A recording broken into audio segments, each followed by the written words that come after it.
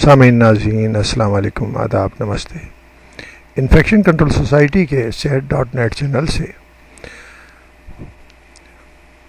World mother day کے حوالے سے ماؤں کی صحت کے بارے میں مضامین آپ کی سماعت کے لیے پیش کیے جا چکے ہیں۔ کچھ ماں صحت مند، معاشرہ صحت مند، اس کے لیے ہم نے ماہر امراض نسواں ڈاکٹر اسماء اسماعیل کے مضمون سے استفادہ حاصل کیا اور آپ کو معلومات پہنچانا چاہیں گے۔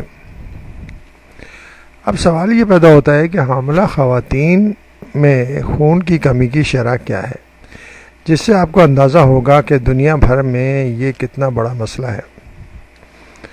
دنیا بھر میں حاملہ خواتین میں یہ تناسب 41.8% ہے، یعنی سمجھیں کہ تقریباً 48% کا مطلب یہی ہوا تقریباً کہ آدھی خواتین، حاملہ خواتین، پریگننٹ لیڈیز آئرن کی کمی یا خون کی کمی کا شکار ہو جاتی ہیں،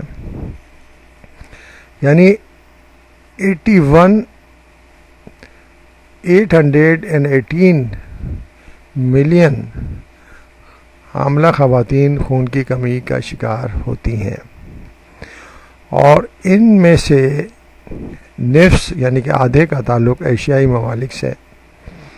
واضح رہے کہ ترقی پذیر ممالک میں دوران زچگی اموات کی ایک بڑی وجہ خون اور فلاد کی کمی ہے۔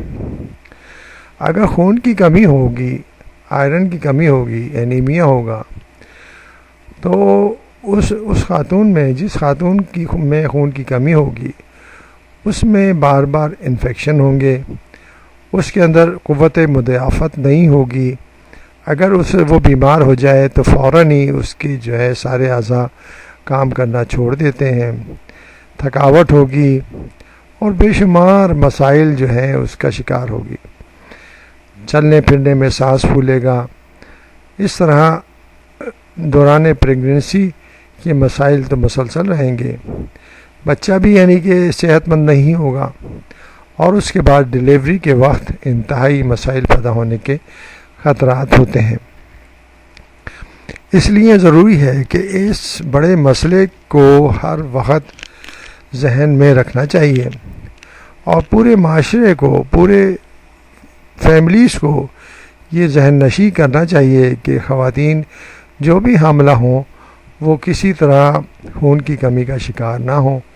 اگر خون کی کمی ہوگی تو مسائل ہوں گے، اور خون کی کمی نہیں ہوگی اور صحت مند حاملہ خواتین ہوں گی تو اس طرح کمپلیکیشن اور مسائل بھی کم ہوں گے۔